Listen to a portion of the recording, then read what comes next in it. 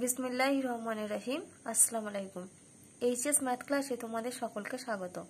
আমরা ক্লাস 12 এর binomial distribution অর্থাৎ দ্বিপদ বিভাজন এই চ্যাপ্টারের অঙ্কগুলো নিয়ে আলোচনা করছিলাম। তো আজকে দেখো আমি তোমাদের অতি সংক্ষিপ্ত 7-এর 1-এর অঙ্ক থেকে করাচ্ছি। কি দেওয়া আছে দেখো, একটি ঝোঁকশূন্য মুদ্রা 8 বার টস করা হয়। দ্বিপদ বিভাজন প্রয়োগ করে কমপক্ষে 3টি হেড পড়ার সম্ভাবনা নির্ণয় করো। তাহলে এখানে দেখো দেওয়া আছে আমাদের কমপক্ষে 3টি হেড পড়ার সম্ভাবনা। কমপক্ষে 3টি হেড পড়ার সম্ভাবনা হচ্ছে আমাদের P of x greater equal to 3। অর্থাৎ আমাদের এখানে P of x greater equal to 3 মান বের করতে হবে। আর এখানে দেখো যোগশূন্য মুদ্রাকে 8 বার টস করা হয় বলে দেওয়া আছে, তার মানে এখানে এন এর মানটা হচ্ছে 8।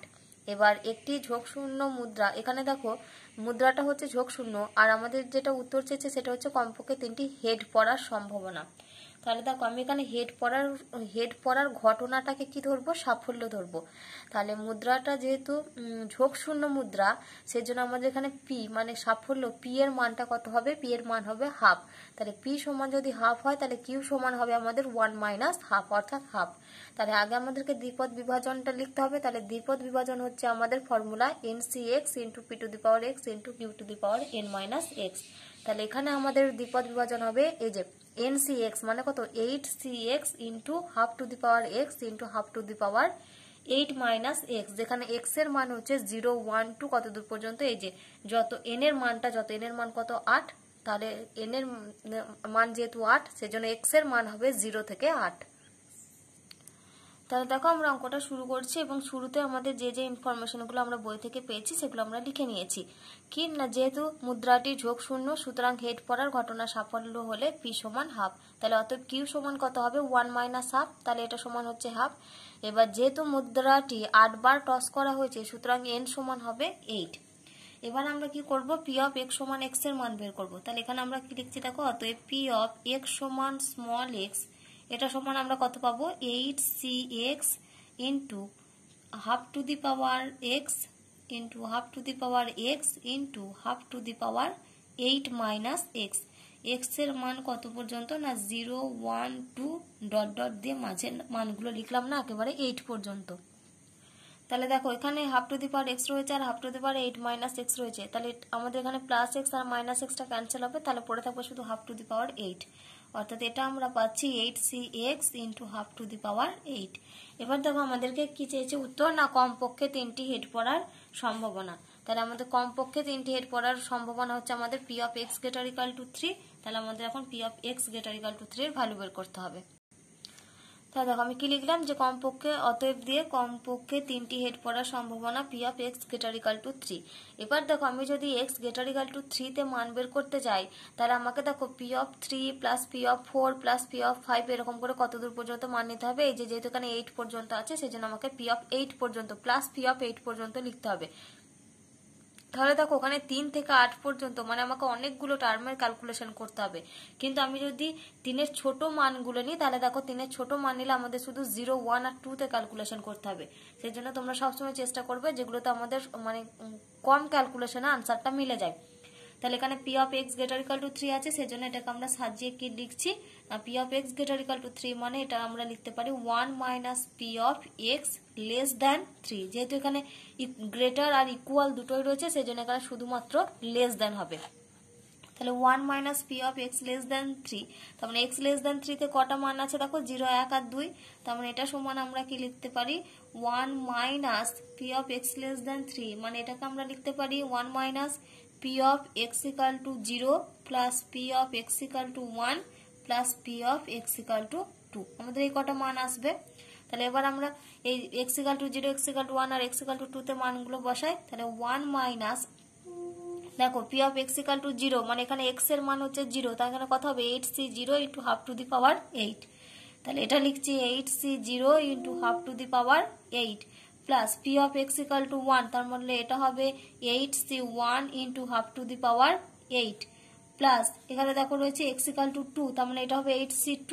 তাহলে এটা হচ্ছে আমাদের 8c2 into half to the power 8। তাহলে দেখো এটা সমান আমরা কি লিখতে পারি 1 মাইনাস 8c0 মানে হচ্ছে 1 আর হাফ টু দি পাওয়ার যে হাফ টু দি পাওয়ার 8 মানে এগুলো কি লিখতে পারি আমরা 1 by half to the power 8 মানে আমরা কি লিখতে পারি 1 বাই 2 টু দি পাওয়ার 8 আর 1 বাই 2 টু দি পাওয়ার 8 মানে হচ্ছে 1 বাই 256। তাহলে এটা আমাদের কত হবে 1 বাই 256 প্লাস এটা হবে আমাদের 8 বাই 256 প্লাস এটা হবে আমাদের 28 বাই 256 28 বাই 256। তাহলে এটা সমান আমরা পাচ্ছি 1 minus 1 by 256 minus 8 by 256 minus 28 by 256। এই যে মাইনাস রয়েছে সেজন্য আমরা ভেতরে প্রত্যেকটা সাইনকে চেঞ্জ করে দিলাম। তাহলে এটা যদি তোমরা ক্যালকুলেশন করো তাহলে তোমরা পাবে, এটা যদি ক্যালকুলেশন করো লসাগু করে তাহলে তোমরা পাবে 219 বাই 256। তাহলে কমপক্ষে 3টি হেড পড়ার সম্ভাবনা আমরা কত পেলাম 219 বাই 256। এবারে দেখো আমরা 7 দাগে 2 এর অঙ্ক করব। কি দেওয়া আছে 6টি সাধারণ মুদ্রা একসঙ্গে টস করা হলে 3টি হেড পড়ার, কোনো হেড না পড়ার, কমপক্ষে একটি হেড পড়ার আর 3টির বেশি হেড না পড়ার সম্ভাবনা নির্ণয় করো।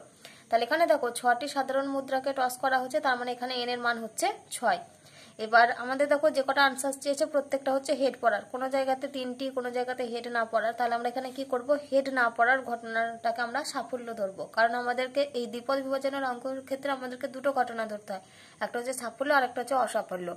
তাহলে সাফল্যটা হচ্ছে পি আর অসাফল্যটা হচ্ছে কিউ। তাহলে মানে এখানে পি সাফল্য ঘটনা সেটা আমাদেরকে কি ধরবো হেড পড়ার ঘটনা। তাহলে এ দিয়ে আনসার কি চেয়েছে 3টি হেড পড়ার, মানে এখানে 3টেই হেড পড়বে, মানে এটা হচ্ছে আমাদের P of x greater x সমান 3। আর কোনো হেড না পড়ার, মানে সেখানে কোনো হেড পড়েনি, অর্থাৎ এটা হচ্ছে আমাদের P of x equal to 0, অর্থাৎ কোনো হেড পড়েনি।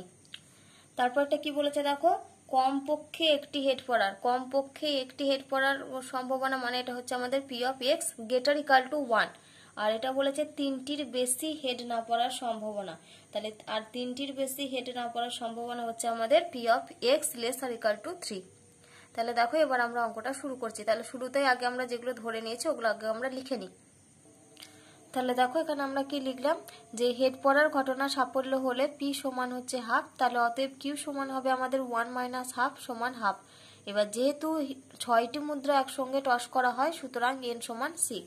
এবার আমাদেরকে পি অফ এক্স সমান এক্স লিখতে হবে। তাহলে অতএব এখানে কি লিখছি পি অফ এক্স সমান স্মল এক্স, তাহলে এটা হবে আমাদের এন সি এক্স অর্থাৎ 6cx into half to the power x into half to the power 6 minus x, যেখানে এক্স এর মান হচ্ছে দেখো এন এর মান যেহেতু 6 তার মানে এটা হবে 0 1 2 দিয়ে কত দূর পর্যন্ত আপ টু 6, তাহলে 0 থেকে 6। এবার দেখো আমাদের প্রথম এ দাগের যেটা আনসার চেয়েছে সেটা হচ্ছে 3টি হেড পড়ার সম্ভাবনা। তাহলে দেখো আমি কি লিখলাম যে 3টি হেড পড়ার সম্ভাবনা হলো পি অফ এক্স সমান 3। তাহলে পি অফ এক্স সমান 3 সমান এটা আমরা কি লিখবো এক্স এর জায়গায় 3 বসাবো। তাহলে এটা হচ্ছে আমাদের 6c3 into half to the power না সরি এটা একটু ক্যালকুলেশন করে নিই। তাহলে দেখো তার আগে আমরা এই লাইনটা একটু লিখে নিই। এটা রয়েছে আমাদের 6x into half to the power x into half to the power 6 minus x. তো এটাকে দেখো আমরা লিখতে পারি যে 6cx into half to the power উপরে কত হবে বলো তো এক্স প্লাস 6 মাইনাস এক্স, তার মানে এখানে পড়ে থাকবে শুধুমাত্র হাফ টু দি পাওয়ার 6। তাহলে দেখো 3টি হেড পড়ার সম্ভাবনা হলো পি অফ এক্স সমান 3, তার মানে এখানে আমরা এক্স এর জায়গায় কত বসাবো 3 বসাবো। তাহলে এটা হবে আমাদের 6c3 into half to the power 6। তাহলে 6c3 into half to the power 6, এটার যদি পুরো টার্মটা আমরা ক্যালকুলেশন করি তাহলে এটা আমরা পাবো 1/64। এবার বি এর দাগে যেটা আনসার চেয়েছে সেটা হচ্ছে কোনো হেড না পড়ার সম্ভাবনা। তাহলে কোনো হেড না পড়ার সম্ভাবনা মানে সেটা হচ্ছে আমাদের পি অফ এক্স সমান 0। সরি এটা ক্যালকুলেশনে 1/64 আসবে না, এটা ক্যালকুলেশনে আসবে তোমাদের 5/16। তো 3টি হেড পড়ার সম্ভাবনা হলো 5/16। দেখো বিয়ের কোশ্চেনের আনসার কি চাইছে যে কোনো হেড না পড়ার সম্ভাবনা। তাহলে কোনো হেড না পড়ার সম্ভাবনা হলো সেটা হবে আমাদের কত পি অফ এক্স সমান 0। কোনো হেড পড়েনি তাহলে আমরা এক্স এর জায়গায় কত পুট করব 0 পুট করব। তাহলে এটা সমান লিখতে পারি আমরা 6c0 into half to the power 6। তাহলে এই যে 6c0 into half to the power 6 মানে এটা হচ্ছে আমাদের 1/6। 64। তারপরে সি এর আনসার চেয়েছে দেখো কমপক্ষে একটি হেড পড়ার সম্ভাবনা। তো আমরা কি জানি যে কমপক্ষে একটি হেড মানে এটা হচ্ছে আমাদের P of x greater equal to 1। তাহলে কমপক্ষে একটি হেড পড়ার সম্ভাবনা হলো P of x greater equal to 1। তো এখানে দেখো এক্স গ্রেটার ইকুয়াল টু 1 এর মানে অনেক কটা আমাদেরকে নিতে হবে, P of x equal to 1, P of x equal to 2 থেকে একদম P of x equal two 6 পর্যন্ত। তো সেজন্য আমরা এটাকে কিভাবে লিখবো না, এটা সমান আমরা লিখতে পারি 1 minus p of x less than 1। এবার এক্স লেস দেন 1 এ দেখো একটাই মান রয়েছে, সেটা হচ্ছে 0। তার মানে এখানে আমরা শুধু একটাই মান লিখতে পারবো 1 মাইনাস পি অফ এক্স সমান 0। তো P of x equal to 0 তে দেখো আমরা আগেই মানটা বের করে রেখেছি কত, 1/64। তাহলে এটা সমান আমরা লিখতে পারি 1 মাইনাস 1/64। তার মানে এটা যদি আমরা ক্যালকুলেশন করি তাহলে আমরা পাবো 63/64। তারপরে দেখো ডি এর আনসার কি চেয়েছে যে 3টির বেশি হেড না পড়ার সম্ভাবনা। তাহলে 3টির বেশি হেড না পড়ার সম্ভাবনা মানে কি, মানে সর্বোচ্চ 3টেই পড়েছে, 3-এর বেশি আর পড়বে না, অর্থাৎ যেগুলো পড়বে সেগুলো সব হচ্ছে 3-এর কম।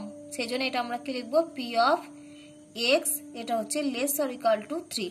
তাহলে P of x less or equal to 3 মানে এটা আমাদের কত হবে বলো তো, P of x equal to 0 plus P of x equal to 1 plus P of, তারপরে আসবে কত দূর পর্যন্ত, একেবারে একদম 3 পর্যন্ত। তাহলে আমি 0 লিখেছি, 1 লিখেছি, তাহলে এখন লিখবো p of x equal to 2 আর plus P of x equal to 3। এবার আমরা মান বসাবো। তো এক্স ইকুয়াল টু 0 মানে এটা কত, 6c0 into half to the power 6। তারপরে P of x equal to 1 মানে এটা হচ্ছে আমাদের 6c1 ইন্টু কত হবে, এটা half to the power 1, sorry half to the power 6, half to the power 6 plus এটা হবে আমাদের 6c2 into half to the power 6 plus এটা হবে 6c3 into half to the power 6। এগুলো লিখলাম। তাহলে এখন আমরা মানগুলো বসাই। তাহলে এটার যদি আমরা তোমরা ক্যালকুলেটরে মান বের করবো তাহলে এটা হবে আমাদের 1/64, তারপরে প্লাস এটা হবে 6/64 প্লাস এটা হবে 15/64 প্লাস এটা হবে আমাদের 20/64। তাহলে টোটালটা যদি আমরা যোগ করি তাহলে আমরা এটা পাবো 42/64। তাহলে এটা যদি আমরা কাটাকাটি করি তাহলে আমরা পাবো এখানে 21/32। আমরা 2 দিয়ে কাটাকাটি করলাম, 2 × 21 = 42 আর 2 × 32 = 64। দেখো এবার আমরা 8 দাগের অঙ্ক করব। কি দেওয়া আছে, 5 জন শিশুর পরিবারে 1 নম্বর কমপক্ষে একজন বালক আর 2 কমপক্ষে একজন বালক ও একজন বালিকা থাকার সম্ভাবনা নির্ণয় করো। ধরে নাও যে একটি মেয়ে জন্মাবার সম্ভাবনা হাফ। তাহলে দেখো এখানে আমাদের বলে দিয়েছে যে এখানে আমাদের ধরে নিতে হবে কি, যে একটি মেয়ে জন্মাবার সম্ভাবনা হচ্ছে হাফ। তাহলে এখানে ছেলে জন্মাবার সম্ভাবনা কত হবে, সেটাও হবে হাফ। তো এখানে যেহেতু আমাদের উত্তর চেয়েছে কমপক্ষে একজন বালক, মানে প্রথম উত্তরটা চেয়েছে কমপক্ষে একজন বালক হওয়ার সম্ভাবনা, সেজন্য আমরা এখানে কি করব না, বালক হওয়ার ঘটনাটাকে বা বালক থাকার ঘটনাটাকে আমরা সাফল্য ধরবো। তাহলে এখান থেকে আমরা কি লিখতে পারি যে বালক থাকার ঘটনাটা যদি সাফল্য হয় তাহলে পি সমান হচ্ছে হাফ। তাহলে একই রকম ভাবে কিউ সমান কত হবে, কিউ সমান হবে 1 - হাফ সমান হাফ। এবার শিশুর পরিবারের সদস্য সংখ্যা, মানে শিশুর পরিবারে যেহেতু 5 জন রয়েছে, মোট 5 জন শিশু রয়েছে, সেজন্য আমরা কি বলবো এখানে না, এন সমান হচ্ছে আমাদের 5। এবার দেখো 1 নম্বর উত্তর চেয়েছে কমপক্ষে একজন বালক। তো কমপক্ষে একজন বালকের সম্ভাবনা মানে এটা কত হবে না, P of x greater equal to 1। তারপরে দেখো 2 নম্বর আনসার চেয়েছে যে কমপক্ষে একজন বালক ও একজন বালিকা থাকার সম্ভাবনা নির্ণয় করো। দেখো মোট সদস্য সংখ্যা হচ্ছে 5। এবার যদি কমপক্ষে একজন যদি বালক থাকে তাহলে বাকিগুলো কি হতে হবে, তাহলে বাকিগুলো আমাকে বালিকা হতে হবে। তাহলে কমপক্ষে যদি একজন বালক থাকে তার মানে সেখানে সর্বাধিক কতজন বালিকা থাকতে পারবে না, সর্বাধিক সেখানে 4 জন বালিকা থাকতে পারে। আবার কমপক্ষে যদি একজন বালিকা থাকে তার মানে সেখানে সর্বাধিক কতজন বালক থাকবে, সর্বাধিক সেখানে 4 জন বালক থাকবে। অর্থাৎ কমপক্ষে একজন বালক ও একজন বালিকা থাকার সম্ভাবনা নির্ণয়, মানে সম্ভাবনা সেটা আমাদের কত হবে না, P of x1 laser equal two x laser equal two 4। তাহলে দেখো এবার আমরা অঙ্কটা শুরু করছি।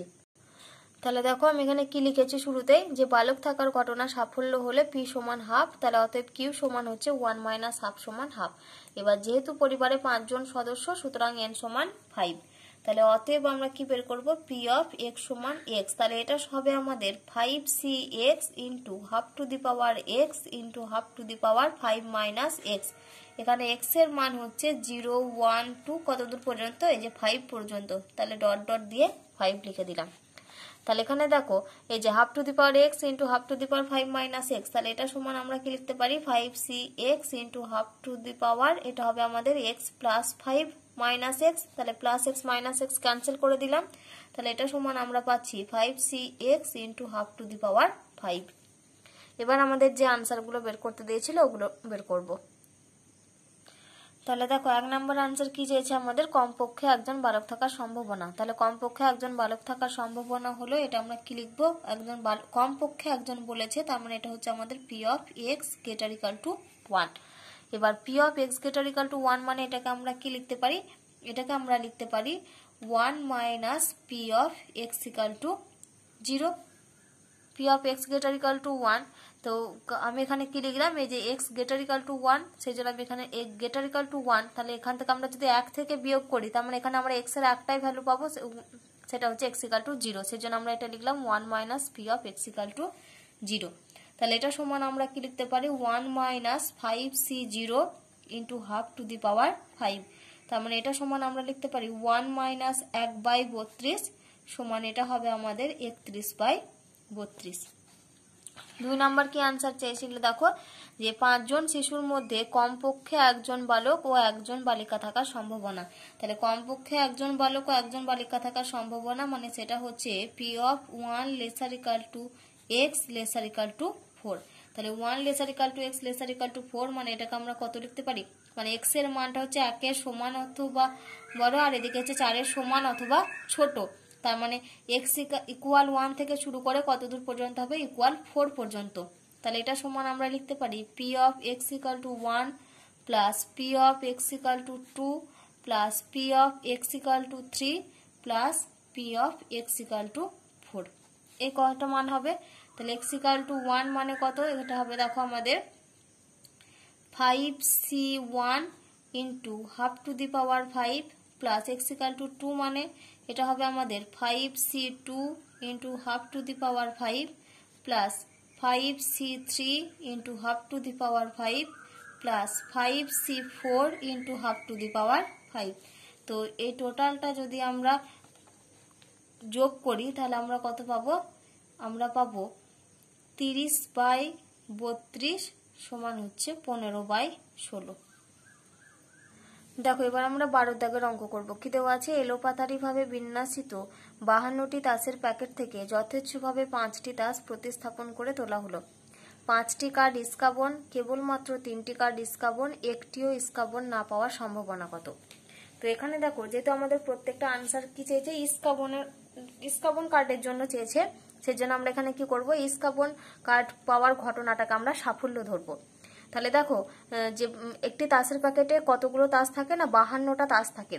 তো 52টা তাসের মধ্যে ইস্কাবন থাকে হচ্ছে 13টা। তাহলে এখানে ইস্কাবন পাওয়ার ঘটনা আমাদের কত হবে, মানে ইস্কাবন পাওয়ার ঘটনাটা যদি আমাদের সাফল্য হয় তাহলে পি সমান হবে কত, আমি 52টি তাসের প্যাকেট থেকে আমরা কটা ইস্কাবন আছে, 13টা। তাহলে এখানে হচ্ছে মানে সাফল্য পি সমান কত হচ্ছে 13/52 সমান 1/4। তাহলে পি সমান যদি 1/4 হয়, কিউ সমান কত হবে 1 মাইনাস 1/4 অর্থাৎ 3/4। এবার এখানে দেখো বলা আছে যেহেতু 5টি তাস প্রতিস্থাপন করে তোলা হলো, তার মানে এখানে আমাদের এন সমান হচ্ছে 5। আর তারপরে 1 নম্বর আনসার চেয়েছে দেখো 5টি কার্ড ইস্কাবন হওয়ার সম্ভাবনা। তো 5টি কার্ড ইস্কাবন হওয়ার সম্ভাবনা মানে সেটা আমাদের কত না, পি অফ এক্স সমান 5।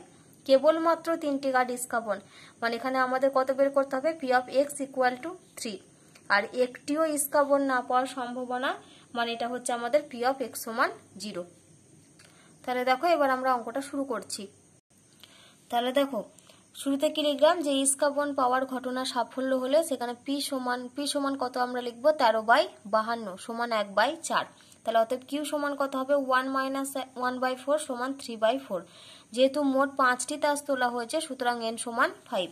তাহলে এখানে দেখো আমাদেরকে p অফ x সমান x লিখতে হবে। তাহলে অতএব p অফ x সমান x এটা সমান হবে দেখো ncx, মানে এটা হচ্ছে আমাদের 5cx ইন্টু তারপর আমরা কত লিখবো p to the power x, মানে হচ্ছে 1/4 to the power x into q to the power n minus x। তাহলে এটা হবে আমাদের 3/4 whole to the power 5 minus x। তার x এর মানটা কত দূর পর্যন্ত হবে বলো তো? x সমান হবে 0 1 দিয়ে ডট ডট আপ টু 5 পর্যন্ত। এবার আমরা দেখো একের দাগের আনসার করব। কি চেয়েছে আমাদের? 5টি কার্ড ডিসকাউন্ট পাওয়ার সম্ভাবনা। তাহলে 5টি কার্ড ডিসকাউন্ট পাওয়ার সম্ভাবনা হলো, তার মানে এটা সমান কত হচ্ছে আমাদের? p অফ x সমান 5। 5টি কার্ড ডিসকাউন্ট পাওয়ার সম্ভাবনা, তাহলে এটা সমান আমরা p of x equal to 5, মানে x এর জায়গায় কত বসাবো? 5 বসাবো। তাহলে এটা হচ্ছে আমাদের 5c5 into 1/4 whole to the power 5 into 3/4 whole to the power 5 minus 5। তাহলে এটা সমান আমরা লিখতে পারি 5c5 into 1/4 whole to the power 5, কারণ 5 মাইনাস 5 মানে হচ্ছে 0 আর 3/4 টু দি পাওয়ার 0 মানে হচ্ছে 1। তো এটা যদি আমরা টোটালটা ক্যালকুলেশন করি তার মানে আমরা পাবো 1 এটা হবে আমাদের 1024।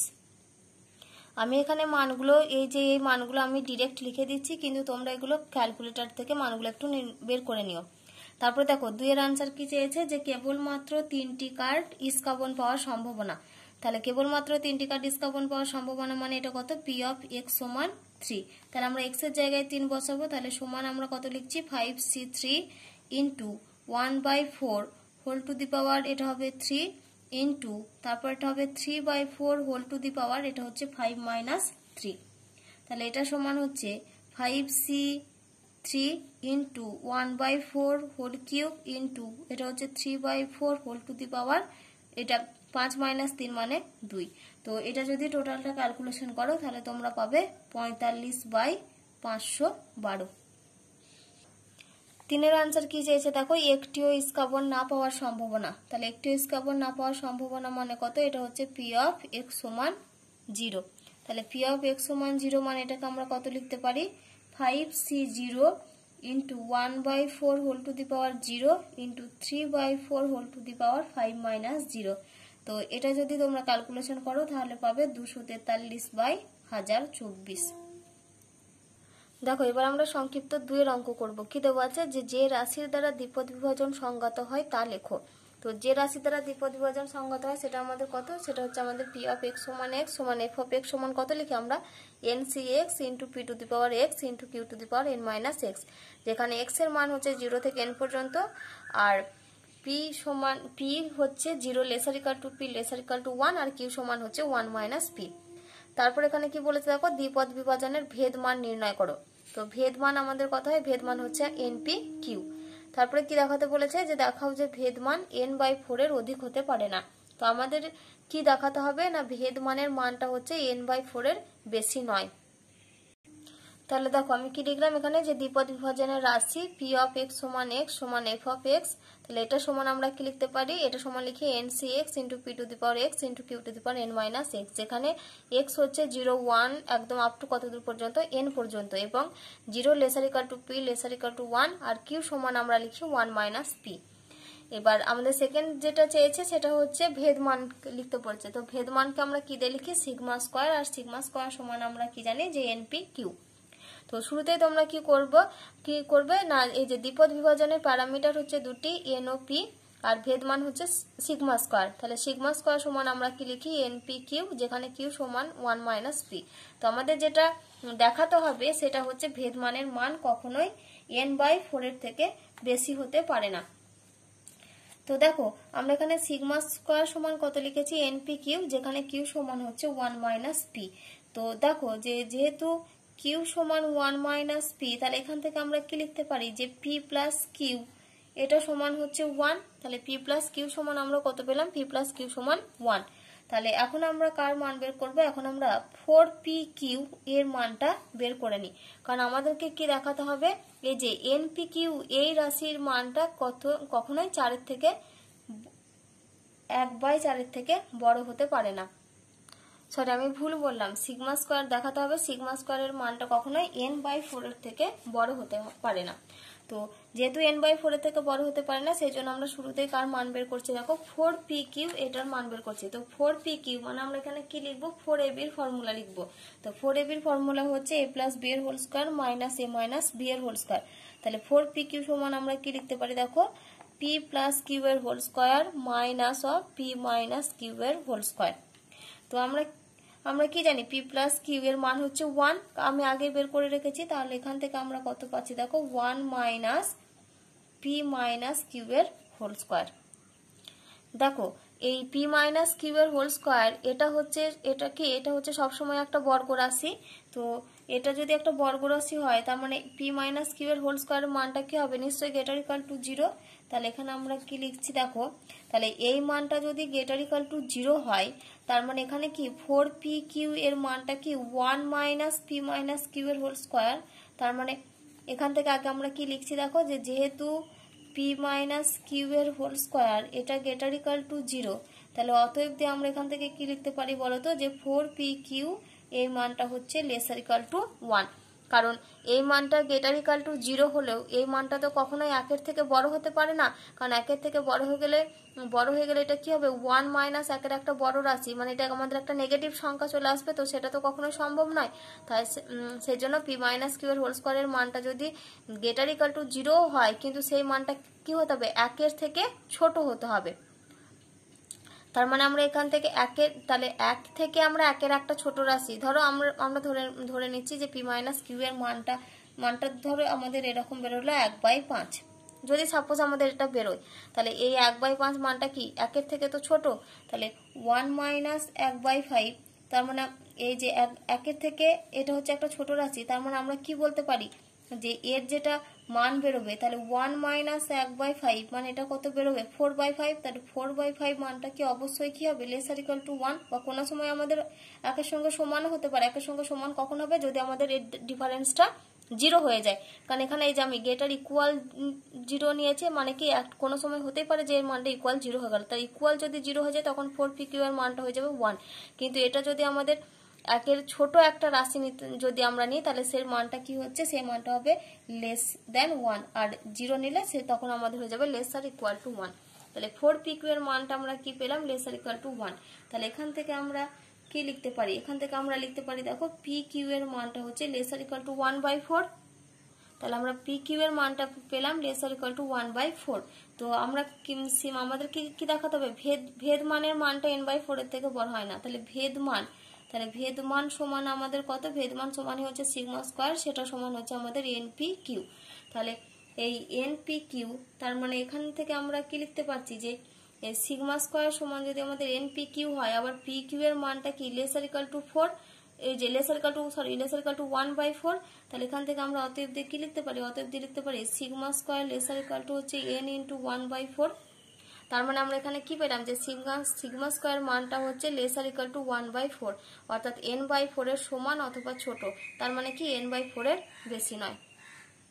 এবার দেখো, যেহেতু তোমাদের এটা প্রমাণ করতে দিয়েছিল, তাহলে তোমরা কি লিখবে, যে অতএব ভেদমানের মান n/4 এর বেশি হতে পারে না, আর পাশে এই প্রুফড কথাটা লিখে দেবে।